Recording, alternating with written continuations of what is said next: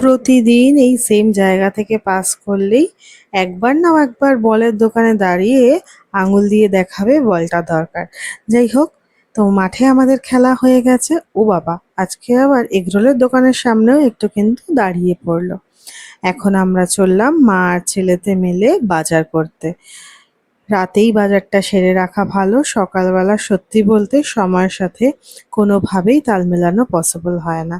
আর আজকে আমি আর চার্ভিক বাগুইহাটি বাজারে যাচ্ছি বাসে করে। এবার এইটা কিন্তু চার্ভিকের বাসে প্রথম ট্রাভেল। এর আগে চার্ভিক কখনো বাসে ওঠেনি। একটু একটু হালকা হাওয়া দিচ্ছিল আর ওরও মনে হয় চোখে ঘুম চলে এসেছিল।